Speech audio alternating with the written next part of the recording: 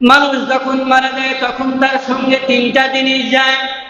এক নাম্বার হলো আত্মীয় স্বজন। আপনি যখন মারা যাবেন, আপনার আত্মীয় স্বজন আপনার কবরস্থ করবে, আপনার কবরের পাশে যাবে, আপনার সন্তান যাবে, আপনার ভাই যাবে, পিতা যাবে, এলাকাবাসী যাবে, কিন্তু একটা সেকেন্ডের জন্য, একটা রাতের জন্য তারা ওখানে অবস্থান করবে না। আপনার সম্পদ আপনার কবর পর্যন্ত যাবে। এই যে কোদাল দিয়ে আমরা কবর খনন করি, হাদা দিয়ে আমরা কবর খনন করি, দেখবেন এটা একটা মানুষের সম্পদ। এই সম্পদ কিন্তু সেখানে রেখে আসে না। লাশটাকে যখন কবরের মধ্যে রাখা হয়, সঙ্গে সঙ্গে কিন্তু ওটা কিন্তু তুলে দেওয়া হয়। তার মানে বোঝা গেল সম্পদ আপনার কাছে গেল না। এই যে টাকা পয়সা অর্থ সম্পদ আপনি কামাইলেন, নিজে একটু সুখে থাকবেন, আপনার স্ত্রী সন্তানকে ভালোভাবে রাখবেন, দেখবেন এই যে টাকা পয়সা অর্থ সম্পদ আত্মীয় স্বজন ছেলে মেয়ে এরা কেউ আপনার কবরের সাথী হবে না, কবরের সাথী হবে আপনার নেকামত।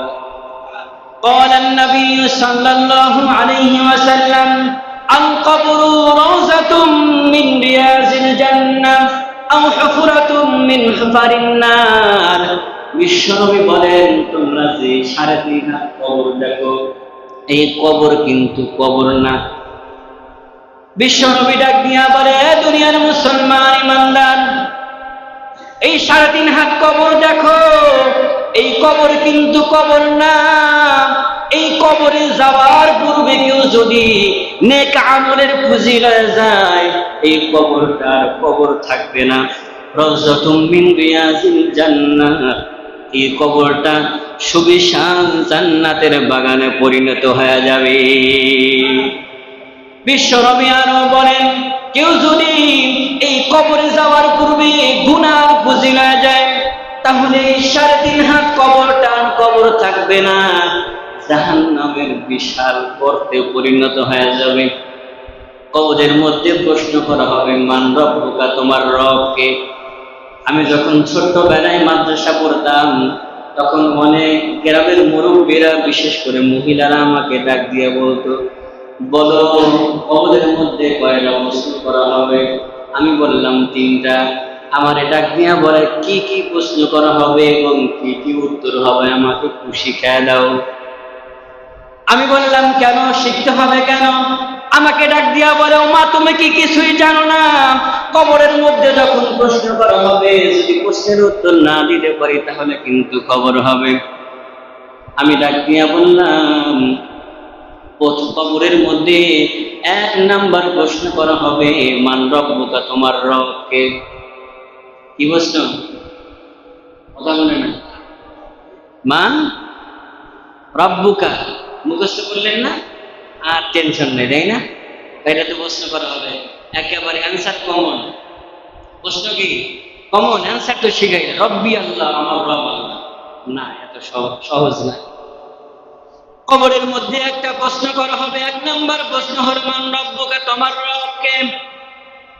আমি বললাম, এই একটা প্রশ্ন করা হবে, কেউ যদি রবের গোলামি করে, রবের ইবাদত করে, রবের দাসত্ব করে, আল্লাহ তাআলার হুকুম মাহকাম বিধি বিধান কেউ যদি মেনে চলে, তাহলে কবর জগতে এই দুনিয়াতে কেউ যদি মান রব্বুকা প্রশ্নের জবাব নাও শেখে, কিন্তু কবরের মধ্যে মান রব্বুকা প্রশ্নের জবাব দেওয়া তার জন্য সহজ হয়ে যাবে। আপনি দুনিয়াতে মান রব্বুকা প্রশ্নের জবাব আপনি শিখলেন, হ্যাঁ রব্বি আল্লাহ, আমার রব আল্লাহ, কিন্তু দুনিয়াতে আপনি রবের গোলামি করেন নাই, রবের বিধি বিধান মতো আপনি চলেন নাই, নামাজকে আপনি অস্বীকার করেছেন, যাকাতকে আপনি অস্বীকার করেছেন, রোজা আপনি সিয়াম পালন করেন নাই। দুনিয়াতে মান রব্বুকা প্রশ্নের জবাব যতই আপনি শেখেন, কবরের মধ্যে মান রব্বুকা প্রশ্নের জবাব দেওয়া আপনার জন্য কঠিন হয়ে যাবে। 2 নাম্বার প্রশ্ন হলো, মান দীনুকা, তোমার ধর্ম কি? নামে মুসলমান, কামে আশেকে শয়তান। মুসলমানের খাতায় নাম লেখাইছে, কিন্তু চেহারা দেখলে বোঝা যায় না এই মুসলমান। দাড়ি নাই, কোনো কিছুই নাই, নামাজের ধার ধারে না, অথচ কোরবানির সময় মাংস নেওয়ার জন্য পাগল হয়ে যায়। এরকম আছে না? নামাজ পড়ে না, কয় নামাজ পড়বো জীবনে একদিন, কয় নামাজ পড়বো একবার, সেজদা দিব একটা, ওই সেজদা দিয়ে কাজ হয়ে যাবে। কয় নামাজ পড়ে লাভ কি? কাফের হয়ে গেছে। যারা বলে যে নামাজ পড়ে লাভ কি, আগে ঈমান ঠিক করতে হবে, বুঝতে হবে ওর ঈমানই ঠিক নেই। কারণ ঈমান যার ঠিক আছে, একটা লজিক শিখেন, ঈমান যার ঠিক আছে, সাপোজ ধরেন একটা লোকের ঈমান ঠিক আছে, যার ঈমান ঠিক আছে তাকে আমরা কি বলবো? ভালো না? ভালো মানুষ কি কাজ করে? নামাজ পড়ে। আচ্ছা, এখন যদি আমাকে কেউ যদি বলে যে এই হুজুর অমুক জায়গায় মদ খেয়ে আসছে, আচ্ছা আপনাদের মধ্যে একটু বিবেকে লাগবে না? এই এটা কি কয়? হুজুর 5 ওয়াক্ত নামাজ পড়ায়, আবার যে কোরআন তেলাওয়াত করে, আবার কোরআন হাদিসের কথা কয়, এটা দ্বারা কি সম্ভব? হুজুর ভালো মানুষ। বলে কেন? কয় হুজুর কি 5 ওয়াক্ত নামাজ পড়ে, রোজা রাখে, হজ করে, মানুষের সাথে ভালো আচরণ করে। তার মানে বোঝা গেল কেউ যদি নামাজ পড়ে আমরা তাকে কি বলি? ভালো বলি। যার ঈমান ঠিক আছে সে নামাজ পড়বে, যার ঈমান ঠিক নাই সে নামাজ পড়বে না। এটাই তো লজিক। কয় নামাজ না পড়লে আমার ঈমান ঠিক আছে, নামাজ না পড়লে ওই বেয়াদবের ঈমান ঠিক হয় কেমনে? ওর জুতা দিয়ে বেরানো উচিত। 5 ওয়াক্ত নামাজের কথা লেখা নাই ভাই কোরআনে প্রমাণে, শরীয়তের মোল্লারা আর কি জানে? কয় নামাজের কথা তো 5 ওয়াক্ত নামাজের কথা কোরআনের মধ্যে আছে? নাই। কেউ বলতে পারবে না, কত বড় মুহাদ্দিস হুজুর বলতে পারবে না 5 ওয়াক্ত নামাজের কথা কোরআনের মধ্যে আছে। রোজার কথা কোরআনের মধ্যে নাই, রোজার কথা কোরআনের মধ্যে নাই। এটা আপনাদের বিশ্বাস হয়? তার কথাও ঠিক আছে, নামাজের কথাও কোরআনের মধ্যে নাই, আবার রোজার কথাও কোরআনের মধ্যে নাই। কিসের কথা আছে? সালাতের কথা আছে। কিসের কথা আছে? সালাতের কথা আছে। সালাত মানে কি? নামাজ। হাদিসের মধ্যে যাকাতের কথা, সাওমের কথা আছে, রোজার কথা নাই। লজিকটা বুঝতে হবে। তো যে কথা বললাম যে মান রাব্বুকা ওয়া মান দীনুকা, 2 নাম্বার প্রশ্ন হলো মান দীনুকা, তোমার দিন কি, ধর্ম কি? নামাজ পড়ি না, অথচ বলি আমার নাম আব্দুর রহমান নুরুল ইসলাম, ইসলাম শব্দ ব্যবহার করি। দেখেন, নিজেকে মুসলমান দাবি করলেই হবে না, ধর্মের যে অনুশাসনগুলো আছে এগুলো মেনে চলতে হবে। নামাজের কোনো ধার নাই, গান নাই, নামাজ নাই, কালাম নাই, মসজিদকে মহাব্বত করে না, আলেমদেরকে ভালোবাসে না, নবীদের বিষয় নিয়ে সমালোচনা করে। এরা দুনিয়ার জমিনে অমান দিনুকা প্রশ্নের জবাব শিখলেও কাল কঠিন কিয়ামতের ময়দানে ওয়ামান দিনুকা প্রশ্নের জবাব দেওয়া তার জন্য কঠিন হয়ে যাবে। 3 নাম্বার প্রশ্ন হলো ওয়ামান নাবিয়ুকা, তোমার নবীকে। এখন যদি বলি নবীদের হুকুম মাহকাম কি ছিল? নবীরা তার উম্মতদেরকে নামাজের কথা বলেছে, তার সুন্নতগুলো মানতে বলেছে। আচ্ছা, কয়জন আমরা নবীদেরকে অনুসরণ করি?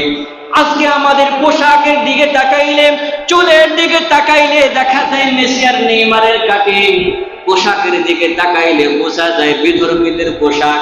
আর অথচ আমরা 12ই রবিউল আউয়াল আসলে নিজেদেরকে নবী, আশেকে নবী বলে দাবি করি।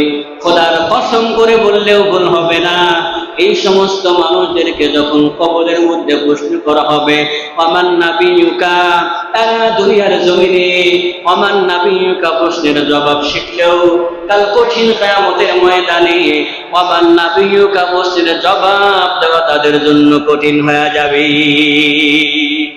এই জন্য রবের গোলামি করতে হবে, ইসলামের অনুশাসনগুলো মেনে চলতে হবে, নবীজির ইত্তিবা, অনুসরণ, অনুকরণ, নবীজির সুন্নাহগুলো পালন করতে হবে। রবের গোলামি করেন, 5 ওয়াক্ত নামাজ পড়েন, হালাল পথে উপার্জন করেন, মানুষের সাথে ভালো আচরণ করেন, মানুষের কোনো ক্ষতি করবেন না, মানুষের অন্তরে কষ্ট দিবেন না, ইসলামের অনুশাসনগুলো মেনে চলবেন, রাসূলের ইত্তিবা, অনুসরণ, অনুকরণ, সুন্নাহগুলো মেনে চলবেন। মান রাব্বুকা ওয়া মান দীনুকা ওয়া মান নাবিয়ুকা প্রশ্নের জবাব এই দুনিয়ার জমিনে না শিখলেও কবরের মধ্যে এই 3টা প্রশ্নের জবাব দেওয়া আপনার জন্য সহজ হয়। আমরা জান্নাত পেতে চাই না? জান্নাত পেতে চাই কি চাই না? চাই। as-salatu miftahul জান্নাহ, নামাজ জান্নাতের চাবি। নামাজ কায়েম করতে হবে। আমি নিজে নামাজ পড়তে আসতেছি, আমার সন্তান নামাজ পড়ছে কি পড়ছে না আমার কোনো খবর নাই। আমি নামাজ পড়তেছি, আমার বিবি নামাজ পড়লো কিনা কোনো খবর নাই। আমি নামাজ পড়তেছি, আমার ছেলে মেয়ে নামাজ পড়তেছে কিনা পরিবারের কোনো খবর নাই। আমি নামাজ পড়তে আসলাম, আমার পাড়া প্রতিবেশী আর এক ভাই নামাজ পড়লো কিনা তার কোনো খোঁজ খবর রাখলাম না। হাসরের ময়দানে আমি যখন জান্নাতে যাব, আমার ছেলে মেয়ে আমাকে ডাক দিয়া বলবে, কই যাইতেছেন? আল্লাহ তাআলাকে ডাক দিয়া বলবো, গো আল্লাহ, আল্লাহ রাব্বুল আলামিন আপনি দুনিয়াতে পাঠাইছিলেন। আমার পিতা যদি আমাকে নামাজের কথা বলতো, আমার পিতা যদি আমাকে মসজিদ চিনাইতো, আমার পিতা যদি আমাকে মাদ্রাসা চিনাইতো, আমার পিতা যদি সকালবেলা কোরআন হাতে আমার তুলে দিত, তাহলে আমি কোরআন পড়তাম, আমি মাদ্রাসায় যাইতাম, আমি 5 ওয়াক্ত নামাজ পড়তাম, আমি কখনো আল্লাহর বিরুদ্ধাচরণ করতাম না, রাসূলের সাথে ব্যঙ্গ করতাম না, আলেম ওলামা এবং কোরআন সুন্নাহর বিরুদ্ধে কথা বলতাম না। তাহলে কি আমি যে জাহান্নামী হয়েছি, এটা তো আমার পিতা মাতার কারণেই হয়েছে। সুতরাং জাহান্নামে আমি একা যাব কেন? আমি আমার পিতা মাতাকে সঙ্গে নিয়ে জাহান্নামে। নাউজুবিল্লাহ কইলেন না? আপনি কি চান আপনার সন্তানের কারণে আপনি জাহান্নামে যাবেন? দেখবেন এই সন্তানের জ্বর আসলে আপনি কত কি করেন। সন্তান একটু খাবার কম খাইলে খাবার নিয়ে পিছনে পিছনে ছুটতে থাকি, হ্যাঁ, কত মায়া দয়া। অথচ কোরআন বলে ইয়াউমা ইয়াফিরুল মারউ মিন আখি ওয়া উম্মিহি ওয়া আবি, এই সন্তান আপনার থেকে পলায়ন করবে। এই আব্বা আসতেছে, এই তো নেকি চাইবো, আমার তো নেকি নাই, নেকি দিন কেমনে? অস্বীকার করবে, মা অস্বীকার করবে, পিতা অস্বীকার করবে। তো কি, কার জন্য কি করতেছি? কার জন্য আমি হারাম পথ উপার্জন করতেছি? আমি কার জন্য আমি হারাম রিজিক তালাশ করতেছি? আপনি অল্প সুখ খোঁজেন কিন্তু হালাল খোঁজেন, অল্প সুখ খোঁজেন আপনি হালাল খোঁজেন। বিশ্বনবী সাল্লাল্লাহু আলাইহি ওয়াসাল্লাম বলেন, লা ইয়াদখুলুল জান্নাতা জাসাদুন গুযিয়া বিল হারাম, হারাম বক্ষণকারীর শরীর জান্নাতে প্রবেশ করবে না। আপনি হারাম পথে 500 টাকা উপার্জন করলেন, 1000 টাকা উপার্জন করলেন, ওখানে আপনি মাছ মাংস তরু তরকারি চাউল ডাউল কিনা আপনি যে খাইলেন, সেখান থেকে রক্ত হবে, মাংস হবে, পুরা রক্ত আপনার বডিটাকে শুয়ে ফেলছে, অর্থাৎ আপনার পুরা বডিটাই কি হারাম।